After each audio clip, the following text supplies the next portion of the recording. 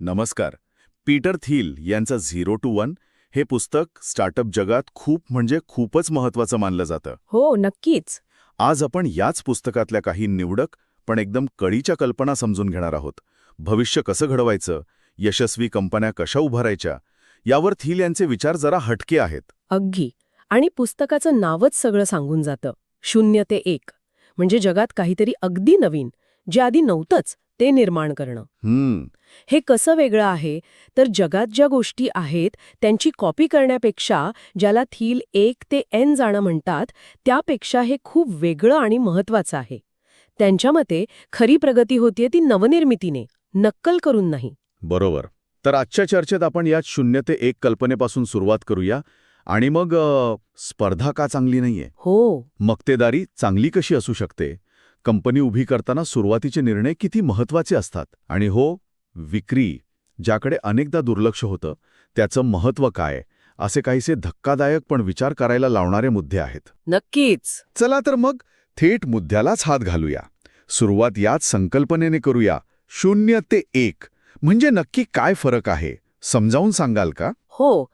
कल्पना करा, जगात टंकलेखन यंत्र आहेत, म्हणजे टाईपरायटर्स.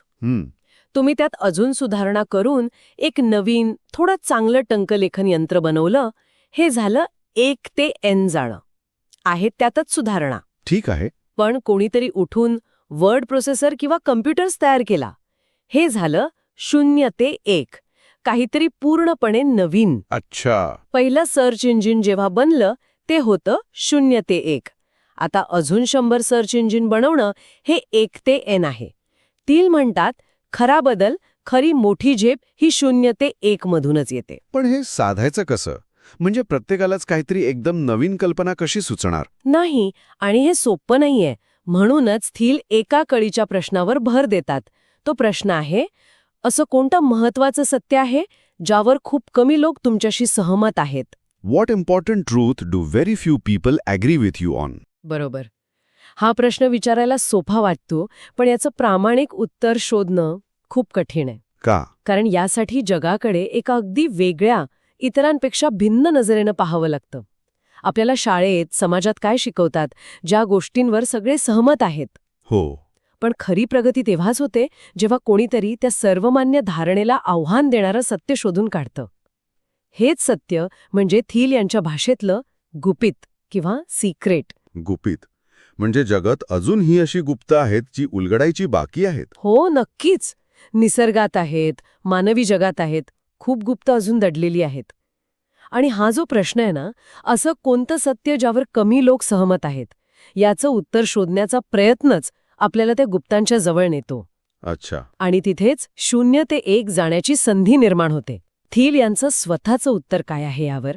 ते म्हणतात, बहुतेक लोकांना वाटतं की जगाचं भविष्य जागतिकीकरण ठरवेल, म्हणजे ग्लोबलायझेशन. आहे तेच तंत्रज्ञान, आहेत त्याच गोष्टी जगभर पसरवणं. पण खरं सत्य हे आहे की तंत्रज्ञान, टेक्नॉलॉजी म्हणजे गोष्टी करण्याची नवीन पद्धत शोधणं, हे जागतिकीकरणापेक्षा जास्त महत्त्वाचं ठरणार आहे. असं का वाटतं त्यांना? म्हणजे ग्लोबलायझेशनमुळे तर जग जवळ आलंय, व्यापार वाढलाय. बरोबर आहे, पण विचार करा, जर सगळ्या जगाने, म्हणजे चीन, भारत, आफ्रिका या सगळ्यांनी आहे तेच अमेरिकन तंत्रज्ञान वापरून अमेरिकेसारखा राणीमण मिळवायचा प्रयत्न केला तर पृथ्वीवरची साधनं संपत्ती पुरणार नाही, पर्यावरणाचा खूप मोठा विनाश होईल. चीन आज अमेरिकेसारखा बनण्याचा प्रयत्न करतोय, पण जर त्यांनी फक्त जुनं तंत्रज्ञान वापरलं तर जगातलं प्रदूषण कितीतरी पटीने वाढेल. बापरे. त्यामुळे खरी आणि टिकाऊ प्रगती करायची असेल तर आपल्याला नवीन, अधिक कार्यक्षम तंत्रज्ञान शोधावं लागेल. नवीन ऊर्जा स्रोत, नवीन उत्पादन पद्धती. हेच 0 ते 1चं महत्त्व आहे. आणि तंत्रज्ञान म्हणजे फक्त कम्प्युटर नाही आहे. कोणतीही गोष्ट करण्याची नवी आणि चांगली पद्धत म्हणजे तंत्रज्ञान. कळलं. म्हणजे नवनिर्मितीवर भर हवा. आता पुढचा मुद्दा घेऊया जो खरंच धक्कादायक वाटतो. स्पर्धा, कॉम्पिटिशन. हो, आपल्याला तर नेहमी वाटतं स्पर्धा चांगली, त्याने ग्राहकांचा फायदा होतो, कंपन्या सुधारतात. पण थिल म्हणतात भांडवलशाही आणि स्पर्धा एकमेकांशी विरुद्ध आहेत. हे कसं काय शक्य आहे? हे ऐकताना धक्का बसतोच. कारण हे आपल्या डोक्यात बसलेल्या विचारांच्या अगदी उलट आहे. बरोबर. पण थिल यांचा मुद्दा पूर्णपणे अर्थशास्त्रीय आहे. ते म्हणतात, जिथे परिपूर्ण स्पर्धा असते, म्हणजे परफेक्ट कॉम्पिटिशन, जिथे अनेक कंपन्या जवळजवळ सारख्याच वस्तू किंवा सेवा विकत असतात. हं, तिथे एकमेकांशी स्पर्धा करण्यासाठी फक्त किंमत कमी करावी लागते. प्रॉडक्टमध्ये काही फरकच नसतो जास्त. अच्छा. परिणाम काय होतो? कोणालाच चांगला नफा मिळत नाही. अमेरिकेतील एअरलाईन इंडस्ट्रीचं उदाहरण ते देतात. अब्जावधी डॉलर्सची उलाढाल आहे, पण नफा अगदी नावापुरता. हो, हे खरंय. कारण कंपन्यांमध्ये इतकी जीवघेणी स्पर्धा आहे की त्या फक्त कशाबशा तग धरून आहेत. त्या नवनिर्मिती कशी करणार, संशोधन कसं करणार, त्यांच्याकडे नफाच उरत नाहीये त्यासाठी. मग जर स्पर्धा वाईट असेल तर चांगलं काय? मक्तेदारी, मोनोपोली. अर्थात इथे कायदेशीर आणि नैतिक मार्गाने मिळवलेली मक्तेदारी अपेक्षित आहे, गैरमार्गाने नाही. ठीक आहे. थिल अशा कंपन्यांबद्दल बोलतात ज्या त्यांच्या क्षेत्रात इतक्या अद्वितीय, इतक्या चांगल्या आहेत की त्यांची बरोबरी कोणी करू शकत नाही.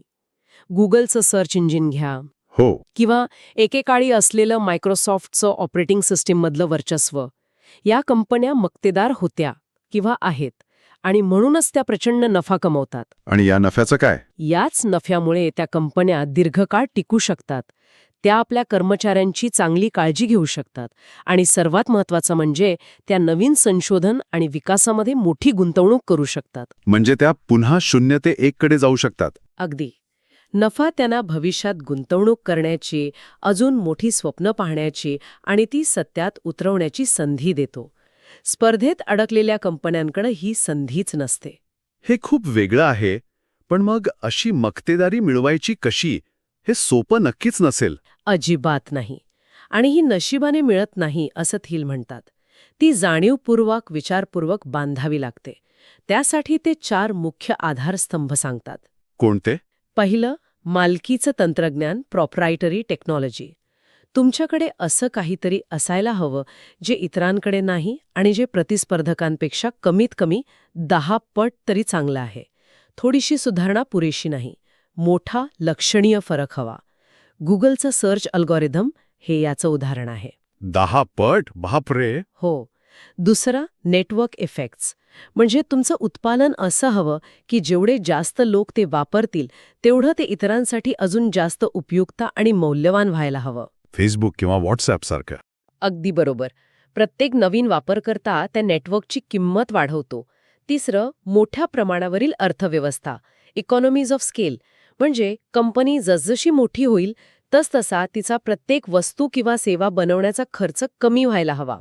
सॉफ्टवेअर कंपन्यांना हे खूप लागू होतं. एकदा सॉफ्टवेअर बनवलं की त्याच्या लाखो प्रती बनवायला फार खर्च येत नाही. बरोबर. आणि चौथं, ब्रँडिंग. एक मजबूत, प्रतिष्ठित आणि लोकांना आवडणारा ब्रँड तयार करणं. हा ब्रँडच एक प्रकारचं संरक्षण कवच बनतो. ॲपलचं उदाहरण घ्या. हो, लोक जास्त किंमत मोजायला तयार असतात. हो, कारण त्या ब्रँडचं एक वेगळं वलय आहे, एक विश्वास आहे. हे 4 घटक मिळून एक टिकाऊ मक्तेदारी तयार करू शकतात. हे 4 घटक महत्वाचे आहेत. पण सुरुवात करताना काय? एकदम एवढी मोठी मक्तेदारी कशी मिळणार? नाही मिळणार. आणि म्हणूनच थिलचा सल्ला आहे, लहान सुरुवात करा आणि वर्चस्व मिळवा. Start small and monopolise. म्हणजे एक अगदी छोटी विशिष्ट बाजारपेठ निवडा, ज्याला आपण निश मार्केट म्हणतो. अशी जागा जिथे स्पर्धा कमी असेल आणि जिथे तुम्ही सहजपणे इतरांपेक्षा खूप चांगले ठरू शकता. त्या छोट्या मार्केटमध्ये तुमची मक्तेदारी म्हणजे नंबर 1 पोझिशन पक्की करा. तिथे पूर्ण वर्चस्व मिळवा.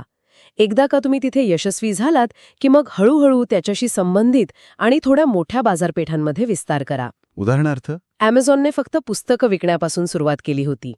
एका छोट्या निश मार्केटमध्ये ते सर्वोत्तम बनले. हो, बरोबर. किंवा पेपॅल. त्यांनी सुरुवातीला फक्त ईबेवरच्या पॉवर सेलर्सवर लक्ष केंद्रित केलं होतं. एक छोटा पण महत्वाचा ग्राहक गट. तिथे मक्तेदारी मिळवली आणि मग इतरत्र पसरले. एकदम मोठ्या समुद्रात उडी मारण्यापेक्षा छोट्या तळ्यात बादशाह बनणं सोपं आणि जास्त परिणामकारक आहे असं थिल म्हणतात. हा दृष्टिकोन खूप व्यावहारिक वाटतोय. लहान सुरुवात करून मक्तेदारी मिळवा. बरं, मक्तेदारीचं ध्येय आणि रणनीती समजली. पण कोणतीही कंपनी सुरू करताना, विशेषतः स्टार्टअप, आणखी कोणत्या गोष्टी महत्त्वाच्या ठरतात? तुम्ही सुरुवातीला म्हणाला होतात पायाभरणीबद्दल. थिलचा नियम म्हणून काहीतरी आहे. हो, आणि तो नियम खूपच महत्वाचा आहे. थिल म्हणतात, ज्या स्टार्टअपचा पाया चुकीचा घातला गेला आहे ते नंतर सुधारता येत नाही. A startup messed up at its foundation cannot be fixed. बापरे. म्हणजे नंतर दुरुस्तीला वाव नाही? जवळजवळ नाही. किंवा ती दुरुस्ती इतकी अवघड आणि महागडी असते की कंपनीचं कंबरडं मोडू शकतं. म्हणजे सुरुवातीला अगदी पहिल्या दिवशी घेतलेले काही मूलभूत निर्णय हे कायमस्वरूपी परिणाम करतात. ते कंपनीच्या डीएनएचा भाग बनतात. असे कोणते निर्णय आहेत जे एवढे महत्वाचे आहेत? यात काही प्रमुख गोष्टी आहेत. सगळ्यात महत्त्वाचं म्हणजे सहसंस्थापक, को फाउंडर्स. योग्य सहसंस्थापक निवडणं हे जवळजवळ लग्न करण्यासारखं आहे, असं थील गमतीनं म्हणतात. पण त्यात तथ्य आहे. त्यांच्यात फक्त व्यावसायिक कौशल्य असून चालत नाहीत, तर एकमेकांबद्दल आदर, विश्वास आणि महत्त्वाचं म्हणजे एकत्र काम करण्याचा पूर्वानुभव असायला हवा. केवळ एखाद्या कार्यक्रमात भेटून, अरे तुझी कल्पना भारी, माझी पण भारी, चल एकत्र येऊ, असं करणं खूप धोकादायक ठरू शकतं. म्हणजे आधीची ओळख आणि केमिस्ट्री महत्वाची आहे. अगदी. दुसरी गोष्ट टीमची संरचना, टीम स्ट्रक्चर. कंपनी 3 गोष्टी अगदी स्पष्ट हव्यात. एक, मालकी, म्हणजे कोणाकडे किती टक्के इक्विटी आहे. दुसरं, प्रत्यक्ष ताबा, म्हणजे रोजचे निर्णय कोण घेतंय, कोण काम करतंय. आणि तिसरं, नियंत्रण, कंट्रोल, म्हणजे औपचारिक अधिकार कोणाकडे आहेत, जसं की संचालक मंडळ, बोर्ड ऑफ डायरेक्टर्स. यात काय सल्ला आहे त्यांचा? बोर्ड शक्यतो लहान असावं. आदर्श म्हणजे 3 सदस्य, जास्तीत जास्त 5. मोठं बोर्ड म्हणजे जास्त मतं, जास्त राजकारण आणि निर्णय घ्यायला उशीर. जबाबदारी पण कमी होते. ठीक आहे. तिसरा मुद्दा? शक्य असल्यास एकाच ठिकाणी एकत्र बसून काम करणारा असावा. अर्धवेळ किंवा रिमोट नाही? शक्यतो टाळावा, विशेषतः अगदी सुरुवातीला. कारण त्याने टीममध्ये एकजूट निर्माण व्हायला, एक संस्कृती तयार व्हायला वेळ लागतो, बांधिलकी कमी असू शकते. अर्थात आजच्या काळात हे थोडं बदलावं लागेल, पण मूळ मुद्दा बांधिलकीचा आहे. आणि चौथा मुद्दा? मोबदला. हा जरा वादग्रस्त मुद्दा आहे. थील यांचं ठाम मत आहे की स्टार्टअपच्या सीईओचा पगार खूप जास्त नसावा. ते आकडा पण देतात वर्षाला $1.5 लाख कमी. अरे बापरे, हे तर खूप कमी वाटतंय. का असं? कारण त्यांचं म्हणणं आहे की जर सीईओला खूप जास्त पगार मिळत असेल तर तो सुरक्षित खेळायला लागतो, आहे ती नोकरी टिकवण्यावर लक्ष देतो, जोखीम घ्यायला कचरतो. अच्छा. त्याऐवजी भर कशावर हवा?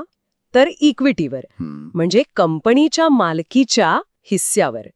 सीईओसह सगळ्या महत्त्वाच्या कर्मचाऱ्यांना पगाराबरोबर इक्विटी द्यावी. कारण इक्विटीमुळे सगळ्यांचे हितसंबंध कंपनीच्या दीर्घकालीन यशाशी जोडले जातात. कंपनी मोठी झाली तरच सगळ्यांना फायदा होईल ना. म्हणजे सगळे एकाच नावेत आहेत ही भावना निर्माण होते. अगदी. त्यामुळे लोक जास्त जीव ओतून काम करतात, दीर्घकालीन विचार करतात.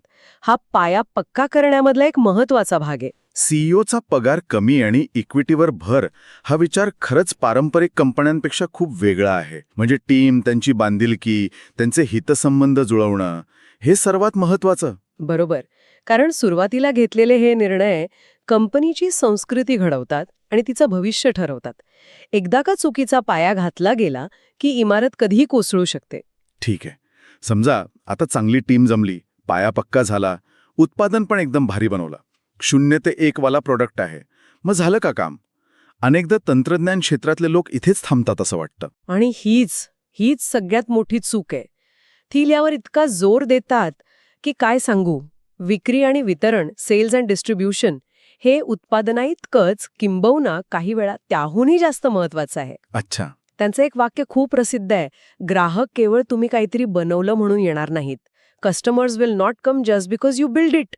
किती भारी प्रॉडक्ट असो, ते लोकांपर्यंत पोहोचवावं लागतं. त्यांना ते विकत घेण्यासाठी तयार करावं लागतं. पण अनेक इंजिनियर्स किंवा जे प्रोडक्ट बनवतात त्यांना सेल्स म्हणजे काहीतरी कमी दर्जाचं काम वाटतं. हीच तर खरी अडचण आहे. त्यांना वाटतं आमचं प्रॉडक्ट इतकं भारी आहे की ते आपोआप विकलं जाईल. पण जगात असं होत नाही. विक्री ही सगळीकडे आहे, फक्त आपण तिला वेगवेगळ्या नावाने ओळखतो. म्हणजे account executive, business development manager, गुंतवणूक बँकर, अगदी राजकारणी सुद्धा. हे सगळे काय करतात? ते लोकांना काहीतरी विकत असतात, उत्पादन, सेवा, कल्पना किंवा स्वतःला. विक्री ही एक कला आहे, एक शास्त्र आहे आणि ती अनेकदा पडद्यामागे राहून काम करते. त्यामुळे विक्रीला कमी लेखणं ही मोठी चूक आहे. खरंय. मग उत्पादनानुसार वितरणाचे योग्य मार्ग कसे निवडायचे? कारण सगळ्यांसाठी एकच पद्धत तर चालणार नाहीये. अगदी बरोबर. थील याचे एक साधं सूत्र देतात. वितरणाची पद्धत कशावर अवलंबून असते तर मुख्यत्वे तुमच्या उत्पादनाच्या किमतीवर. आणि तुम्ही एका ग्राहकाकडून तुमच्या व्यवसायाच्या संपूर्ण काळात सरासरी किती कमाई कराल, customer lifetime value CLV. CLV. हो, आणि त्याच वेळी तुम्हाला प्रत्येक नवीन ग्राहक मिळवण्यासाठी किती खर्च येतो, कस्टमर ॲक्विजिशन कॉस्ट CAC, हे पण बघावं लागतं.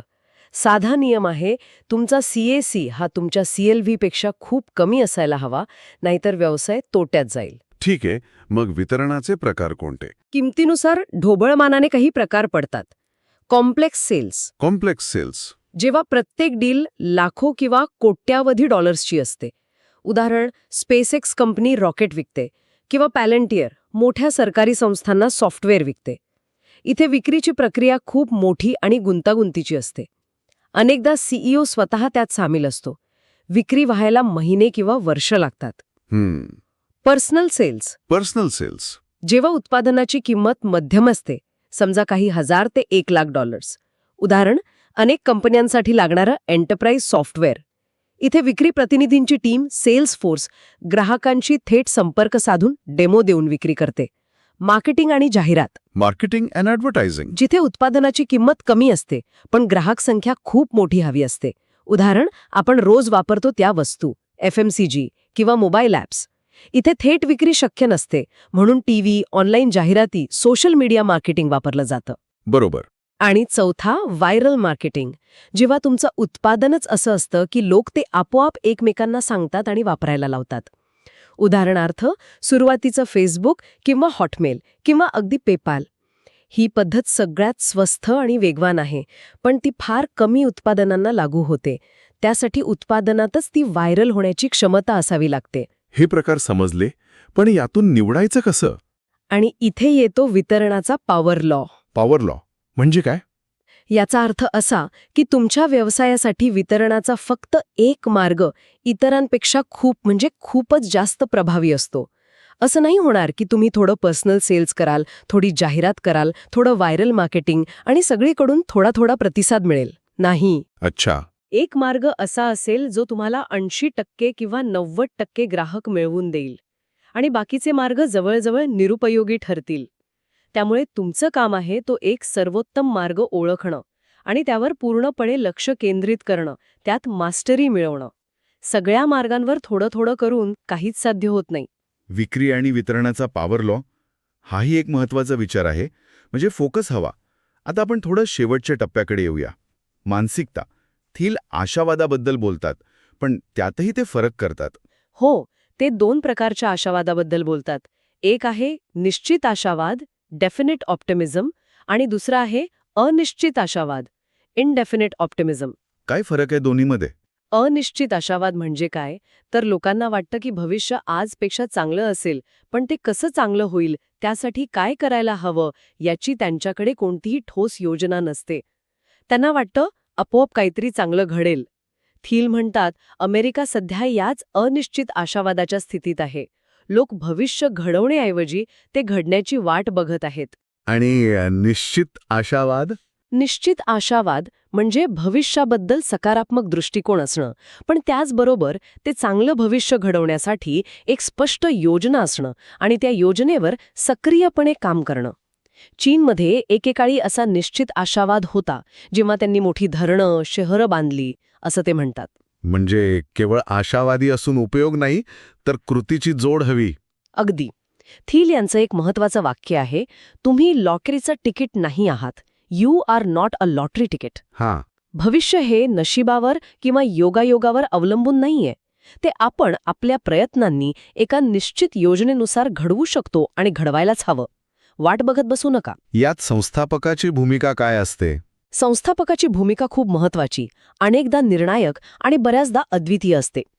थील यांच्या मते यशस्वी कंपन्यांचे संस्थापक हे अनेकदा टोकाचे व्यक्तिमत्व असलेले, काहीसे विक्षिप्त वाटणारे लोक असू शकतात. म्हणजे? दृष्टी असते, एक ध्येयवेडेपणा असतो. Steve Jobs, Bill Gates, Elon Musk ही काही उदाहरणं आहेत. ते लोकांना अशक्य वाटणाऱ्या गोष्टींवर विश्वास ठेवायला लावतात. पण अशा व्यक्तिमत्वाचे किंवा इतक्या मोठ्या भूमिकेचे काही धोके पण असतील ना? नक्कीच. आणि याला ते संस्थापकाचा विरोधाभास, फाउंडर्स पॅराडॉक्स म्हणतात. होतं काय की कधीकधी हे संस्थापक इतके मोठे, इतके प्रसिद्ध होतात की ते त्यांच्या स्वतःच्याच प्रतिमेच्या प्रेमात पडतात. अच्छा. ते वास्तवापासून दूर जाऊ शकतात, टीका ऐकायला तयार नसतात किंवा कंपनीत एकाधिकारशाही निर्माण करू शकतात. हॉवर्ड ह्यूज हे याचे एक टोकाचं उदाहरण आहे. अगदी स्टीव्ह जॉब्स यांनाही त्यांच्या स्वतःच्या कंपनीतून ॲपलमधून एकदा बाहेर काढलं गेलं होतं. हो, हे खरंय. त्यामुळे संस्थापक महत्वाचा आहे, त्याची दृष्टी महत्वाची आहे, पण कंपनी केवळ एका व्यक्तीवर अवलंबून राहणं हे धोकादायक ठरू शकतो. एका खऱ्या महान संस्थापकाचं लक्षण काय? तर तो केवळ स्वतः मोठा होत नाही, तर आपल्या टीममधल्या प्रत्येकामधूनच सर्वोत्तम काम बाहेर काढतो. त्यांना एका मोठ्या ध्येयासाठी एकत्र आणतो. तो एक चांगली टीम तयार करतो. तर पीटर थिल यांच्या 0 to 1 मधून आपण आज बऱ्याच गोष्टी समजून घेतल्या. सर्वात मोठा धडा मला वाटतो तो हा, की जर खरंच काहीतरी मोठं, नवीन आणि टिकणारं उभं करायचं असेल, तर केवळ अस्तित्वात असलेल्या गोष्टी कॉपी करून किंवा थोड्या सुधारून चालणार नाही. बरोबर. आपल्याला शून्यातून काहीतरी नवीन, काहीतरी अद्वितीय निर्माण करावं लागेल. 0 ते 1 जावं लागेल. हो. आणि त्यासाठी जगाकडे एका वेगळ्या नजरेनं बघायला हवं. ते विरोधाभासी सत्य शोधायला हवं, ज्यावर इतर सहमत नाहीत. स्पर्धेच्या मोहात न पडता एका लहान जागेत का होईना, पण मक्तेदारी मिळवण्याचं ध्येय ठेवायला हवं. कंपनीचा पाया घालताना सुरुवातीचे निर्णय म्हणजे सहसंस्थापक, टीम, मोबदला हे किती महत्वाचे आहेत हे पाहिलं. कारण त्या चुका नंतर सुधारता येत नाहीत. अगदी. आणि उत्पादन कितीही भारी असलं तरी विक्री आणि वितरणाचं महत्त्व विसरून चालणार नाही. त्यासाठी एक योग्य मार्ग निवडून त्यावर पूर्ण लक्ष केंद्रित करावं लागेल. तो पॉवर लॉ लक्षात ठेवायला हवा. आणि सर्वात शेवटी भविष्याकडे निश्चित आशावादाने पाहायला हवं. भविष्य आपोआप चांगलं होणार नाहीये. ते आपल्याला एका स्पष्ट योजनेसह कष्ट करून घडवावं लागेल. आपण लॉटरीची तिकीटं नाही आहोत. बरोबर. थिल म्हणतात की आपण एका महत्त्वाच्या टप्प्यावर आहोत. एकतर आपण प्रगती थांबवून स्थिर होऊ, स्टॅग्नेट, किंवा तंत्रज्ञानाच्या मदतीने एक मोठी, अभूतपूर्व झेप घेऊ, सिंग्युलॅरिटी. निवड आपल्या हातात आहे. आणि जाता जाता ऐकणाऱ्यांसाठी हा एक विचार. असं कोणतं महत्वाचं सत्य आहे ज्यावर तुमचा विश्वास आहे पण इतर लोक सहमत नाहीत?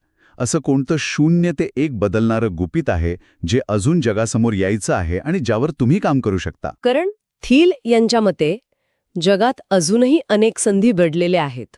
अनेक गुपितं उलगडायची बाकी आहेत. गरज आहे ती फक्त ती शोधण्याची आणि त्यावर धाडसाने एका निश्चित योजनेसह काम करण्याची.